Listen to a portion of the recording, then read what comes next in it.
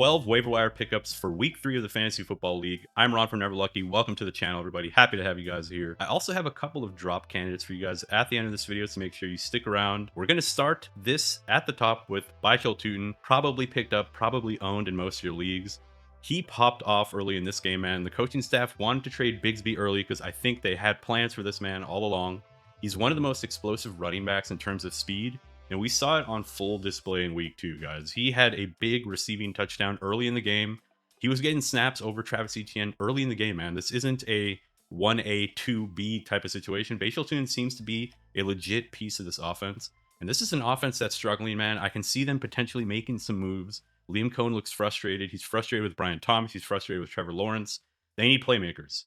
This team is going to need people to make plays, and Bayshul Tutin is going to continue being absolutely fantastic in fantasy football.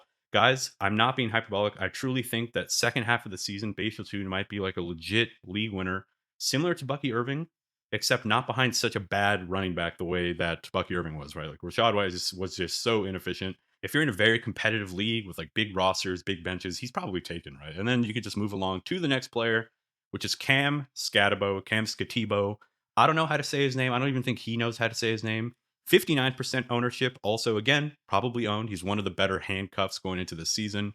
Probably drafted. There's a chance he was dropped after week 1. Hopefully you picked him up already before week 2, but he essentially took over this backfield in week 2. He's the 1A. Tyrone Tracy just wasn't getting it done. Efficiency as a runner, he's just not. I do think that Tyrone Tracy is going to continue being pretty involved. He's going to continue being a part of this offense, especially as a receiver. So don't expect Skattebo to have a big receiver. But I love Cam Skattebo, man. I think, let me know what you guys think in the comments. Like, I can imagine him being pretty much getting all the goal line, some pass game involvement, but, he's a violent runner. He's a true 3-down back in college. He's somebody that I'm really excited about. I know it's not the best offense, but the Giants have actually looked pretty good. They've looked capable. They've looked capable of hanging in tight games, low scoring, big high scoring game with Russell Wilson slinging it in week 2. So you can kind of get both game scripts here. I love Cam Skattebo. Probably owned, but just check your waiver wire just in case you're in a really shallow league with small benches, maybe. And then we move over to Juwan Johnson, who's kind of like the number 1, probably available, maybe not. Again, locked in every week starter. He got 11 targets in week 1, 9 targets, I believe, in week 2. Massive route participation. He's running routes. They're scheming him targets, man. He's not just like a junk time tight end. He's not just your like end zone merchant the way he was in seasons past. He was always really good and a really like athletic, really capable end zone tight end in seasons past. He was always sharing that workload with Taysom Hill and stuff. But now this year, man, he seems to be a bona fide piece of this offense. Taysom Hill is not going to be back for a couple more weeks. Foster Moreau, I believe, is still on IR as well. So it's really just Juwan Johnson in an offense that, dude, they're going to be playing from behind a lot. It seems to be a competent offense with Kellen Moore. And I don't know, man. I just think Juwan Johnson at the moment is probably the top waiver priority because he's someone. I know this sounds kind of crazy. You can probably start him in your flex, man. That's just the way it looks. We go for volume. We go for guys that get end zone targets, and he fits both of those molds. So now we move along to the next tight end. Second prio as well on this waiver wire. It is Harold Fannin. Now listen, he is not on the field as much as David Njoku, and he matched David Njoku in usage. So when Harold Fannin's out there, dude, they're lining him up at running back, wide receiver, tight end. They're lining him up as a true joker. So I think he could leap over Njoku, especially if Njoku's traded. I can imagine them being like, you know what? We got this stud young running back or tight end. Let's see what we got in him. We don't really need David Njoku. Thank you for your services, sir. But let's see if we can offload that contract, offload the player, get some use. And I will say, man, the Browns are actually not that bad, dude. I know they lost both games, but they hung in there. They hung in there with the Bengals. They hung in there with the Ravens. They're actually a pretty competent team. Now you're going to have Quinshon Judkins coming back, a more competent offense. So now we move along to Woody Marks, running back for the Houston Texans. Now, I didn't watch a lot of this game, but I did watch his touches. He might be one of the top waiver wire pickups. I had him on my stash list for multiple weeks before the season even started. I had him on my stash list. He is a former 80-catch running back at both Mississippi State and USC. So he has a 3-down workload kind of in his competence. But for this offense, I do think he's going to be more of like a pass-catching back. They like Nick Chubb. He looked good. Woody Marks splashes with a couple big plays. He catches like a long reception for, I think, a 37-yard gain in last night's game. So Damian Pierce, healthy scratch, inactive. Nick Chubb, aging. He's not really like a full workload type of running back anymore. We don't know what's up with Joe Mixon, bro. He's still in the mountains of Tibet. He's seeking like ancient Chinese Buddhist medicine. So we don't know what's up with Mixon. He might not even play this season. So I think Woody Mark's somebody that can just take this backfield slowly. just pop up for big plays, show his explosiveness, his youth. Most importantly, I mean, Nick Chubb doesn't have an ACL on either knee at this point. Like he's running on plastic knees. he's running on he's running on plastic knees right now. So sorry. I'm laughing at my own joke. Will loser. Don't break the bank for him, right? Like you don't have to spend so much for him. He might, it's slim pickings on the waiver wire, so people might be going out to try to grab him. But I don't think he's going to need an injury. I think he's just going to play himself into a role. They're not going to be able to run the ball traditionally, so they're just going to be like run game through the air type of team potentially. Let's see if that's what. All right, next we got Troy Franklin, man. I fucking touted this man. I told you guys on Friday to stash him. The workload was there. He was second on the team in routes, targets, receptions, yards, everything in week 1. And in week 2, he outsnaps Cortland Sutton, out targets him, out produces him, more fantasy points, gets a touchdown. They're using him all over the field, close to the line of scrimmage, down the field. Look, Sean Payton seems to be scheming this man touches. It seems like he finally figured out what it means to actually have a joker player. Like he's been saying that shit for like many off seasons. It seems like it's going to be Troy Franklin. Now it could flip flop. I will say just a little to put a little bit of cold water on this hype. It could flip flop, right? Any given week, it could be Sutton, then it could be Mims, and it could be Franklin. So I wouldn't go too crazy trying to get him. I wouldn't like pick him up and start him immediately. But he has a full-time role in this offense. It's going to be a good offense moving forward. Week 1 was a little bit rocky, but they're going to be a much better offense, man. I mean, they proved that the Colts were top 10 in defense from week 1. In week 2, the Denver Broncos just slice and dice them. I know they lost the game, but for the first 3 quarters, the Broncos were really dominating that game. So I love Troy Franklin, man. Honestly, you might have to spend up for him. And next we have Wan'Dale Robinson. What the fuck happened? He just pops up for like 25 fantasy points. He was getting targeted downfield. He's finally healthy. This is the new, improved, pimp my ride Wan'Dale Robinson. This is not your father's Wan'Dale Robinson, not the short yardage merchant that he used to be, it seems. Maybe he was just in that role because Daniel Jones, that's kind of what he was able to do at the time. Russell Wilson, he raises the ceiling of all players that he has, man. He is the moonball specialist. And the moonball giveth, and it was giving the entire game, and the moonball taketh, man. It took at the end. He throws the fucking big time pick. They lose the game. But that's what Russell Wilson is capable of, man. We've always been saying it, dude. When he was with the Steelers, when he was with the Seahawks, when he was with the Broncos, even, we were always saying that Russell Wilson can be a moonball specialist. He can help wide receivers perform and produce. And then he could be trash, right? Like when he's not very mobile, when the pocket is collapsing, like he's kind of better, like off script, out of the pocket. That's always kind of been Russell Wilson's MO. But he looked great in this game, and Wan'Dale Robinson was a beneficiary of that. He's still been pretty volatile. I put him like at a flex, right? Like maybe second flex. I wouldn't be super confident on a week to week basis, but maybe you want to play the matchups, right? Like we knew that the Cowboys defense was going to be trash, and Wan'Dale Robinson profited heavily from that. So look for those game scripts where they're playing against a better team that has a bad defense. If that exists at all in the NFL, maybe like the Bengals. I don't know if they even play the Bengals this year, but that type of archetype, hopefully that helps you guys. Alec Ayomanor, he's been on the waiver wire show on pretty much every YouTube channel for now 2 weeks. And the door might be already closed in your league, but he's a full-time player. It's a messy wide receiver room. Calvin Ridley's getting up there in age. Calvin Ridley actually isn't looking like the dominant player he used to be. This looks like a much more evenly spread offense. And Cam Ward is not just funneling Calvin Ridley, which means Alec Ayomanor catches this crazy touchdown where Cam Ward rolls out to the right, throws like completely across his body. It wasn't like a intermediate cross body throw. It was like fully across his body, across to the other side of the field. Touchdown to Alec Ayomanor. Crazy ass play. Shows kind of the potential of Cam Ward. And it shows what Alec Ayomanor can do. Keep in mind, guys. Keep in mind. Alec Ayomanor. He gave Travis Hunter like 300 yards. He gave him a 3-piece in a single game in college. It was like Stanford versus Colorado, I believe. And he gave him 300 yards and like 3 touchdowns in one game. He had like a 70-point fantasy day against Travis Hunter, who everyone was saying was the best quarterback in college football. So Alec Ayomanor is a college producer. He can't really separate very much. He's kind of a big-bodied guy. But, I think he's on a bad offense, so there's not a huge amount of ceiling here. Somewhere between 5 to 15% of your fab I'd be willing to spend because I do think he's going to be season-long viable. So that's where you have to kind of spend up. Now we have a guy that I want to talk about who's kind of a stash. Just check your waiver wire if he's available. It is Isaiah Likely, tight end for the Baltimore Ravens. Look, we might have to pour one out for our boy Mark Andrews. He might be cooked. It might be done. He was getting targeted a couple times. He got targeted in the end zone. It was a bad pass, almost got picked. But that was an end zone target. But he's just not looking to be a part of this offense. It is an offense that hums. It's an offense that knows how to get people involved based on matchups. So last week was not a Derrick Henry week, so they got DeAndre Hopkins involved. They got some random wide receiver named Devontae Watson or Wilson or Walker or some shit. He pops up for 2 touchdowns. You're a little sad if you're a Zay Flowers owner, but Isaiah likely might return at some point pretty soon. And he might be the tight end one. I think I like him more than Mark Andrews when he's healthy, if he's healthy. And they're putting up points, dude. Andrews not seeing volume. There is a chance that Isaiah likely ends up emerging, fixing your problems at the tight end position. If you're down horrendous, you're holding a guy like Hunter Henry, or you're holding fucking, bust stop Magoo at tight end, and you're looking for some help.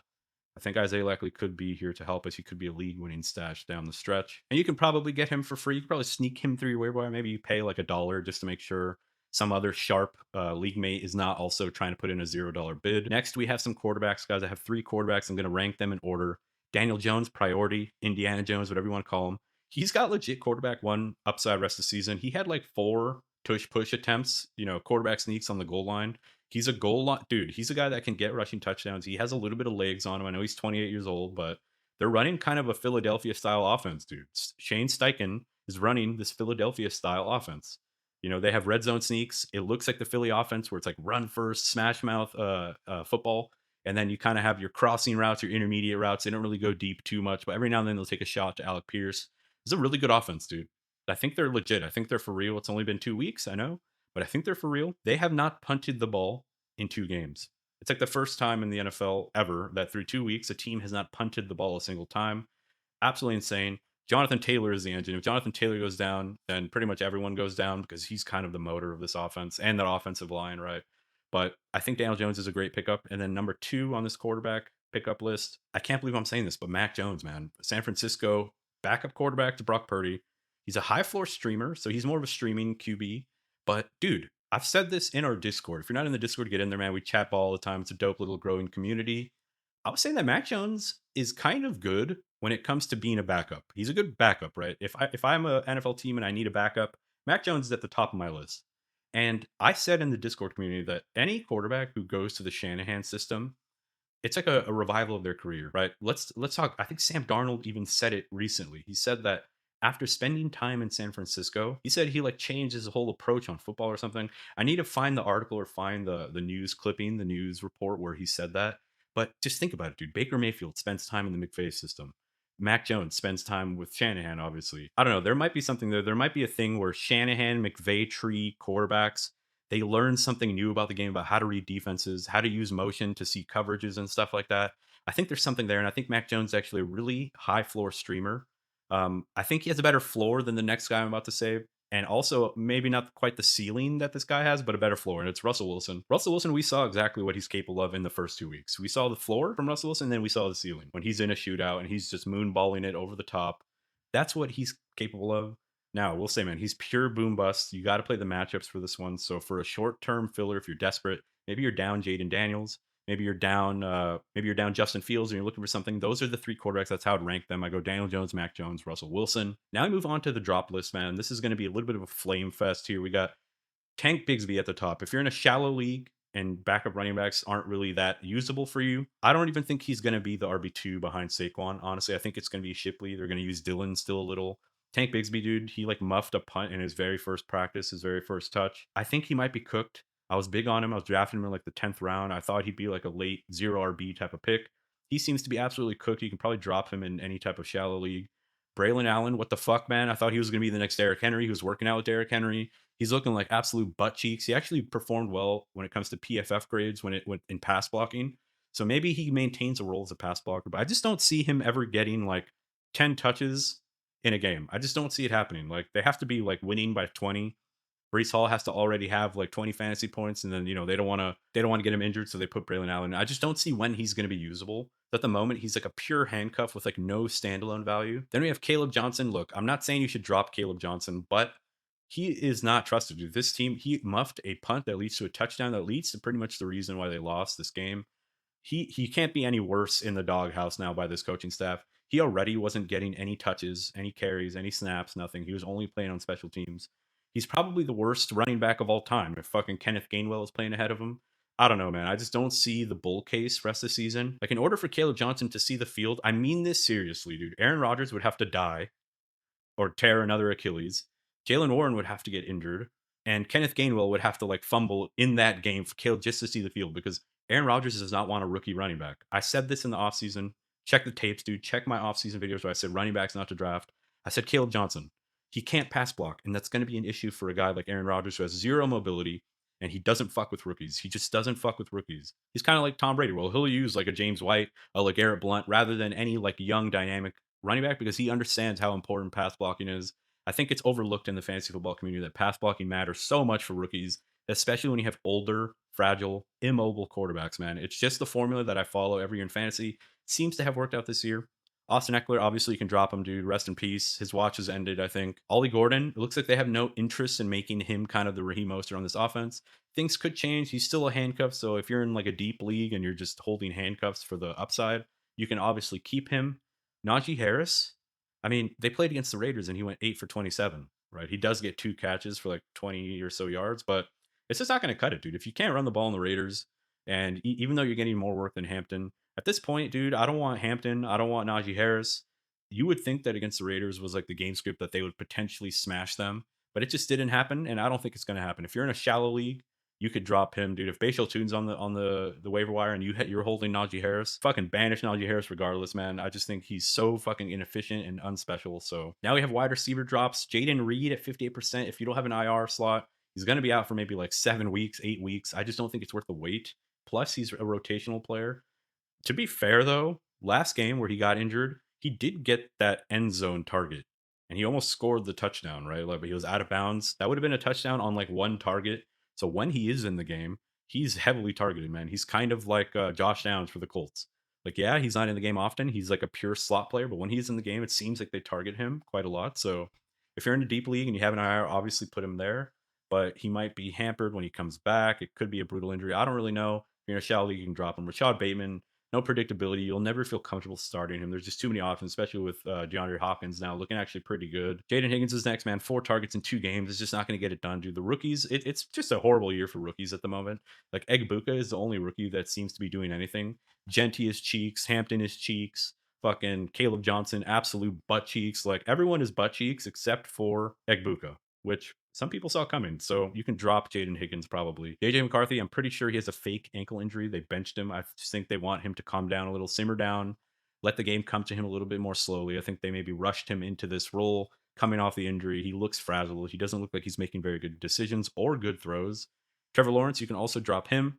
He looks like a rookie quarterback. Like it's absolutely insane. The dude has been in the NFL for like 4 or 5 seasons and he makes like rookie decisions. Like when it's unscripted after the first like 20 plays of the game, Trevor Lawrence just looks like, Bryce Young in his rookie season. It just looks horrible. He's not hitting people in the chest. I think Liam Cohen and him even got into like a little sideline spat where he's like, bro, hit people in the chest. So he might be cooked, dude. Trevor Lawrence, the dream might be done. Number 1 overall pick, probably a bust. Evan Ingram, he's injured. Plus, he's kind of dusted and old and doesn't look very fast or like a threat on the field. So you can probably drop him to pick up one of those tight ends that I mentioned earlier. Hunter Henry, he's even older and even more dustier than Evan Ingram. He just doesn't look very fast. He was involved in week 1. He did get quite a lot of air yards. So keep the door open. If you have a deep bench and you don't really have a tight end figured out, you can just keep him on your team just to see how it plays out. Because it was a weird game, man. That does it for the video, guys. Thank you so much for watching. I really appreciate you guys giving me your time, giving me your attention. Like the video if you liked it. Subscribe if you're new, if you want to catch more of this, obviously. I do have a schedule now. So for any of my returning viewers or even some new ones, if you guys are interested, I have now a set schedule every week for fantasy. I just need a little bit of normalcy, man. Like every day I'm kind of figuring out what types of videos I can make to get views. And, you're playing the algorithm. It's kind of tough, man. YouTube is just a brutal mistress. But I'm going to be doing injuries and usage on Monday, waiver wire on Tuesday, trade targets on Wednesday. Thursday, I'm going to be doing the coverage report. You guys seemed to like that last week where I'm looking at which teams are playing zone versus man and which wide receivers play good against them. So it's kind of like a wide receiver video. I think that's a really good one, really important. We did really well last week with that one. We hit on like guys like Roma Dunze. We hit on Kayshon Boutte, kinda. He got a touchdown. And then Friday, we have stash and cut. So it's your waiver wire stashes. And maybe guys you can probably cut. Then on Saturday, we're going to be doing sleepers and pivots. These are like my, smash picks of the week. Maybe they're a little bit more sleepy, kind of like round 6 and on type players. And then we have pivots, right? We're going to be looking at injuries and talking about which guys you might be able to substitute out of your team and into your team on Saturday. And then Sunday morning, man, it was a dope ass live stream. I really enjoyed it with you guys, whoever came, boys from the Discord. That shit was hella fun. We're going to be doing it again on Sunday at 9 a.m. Pacific Standard Time. Might even fire it up a little bit early, depending on how things go. That does it, man. I hope you guys like this video yet again, and I'll catch you guys in the next one, which will be the trade targets video. Peace.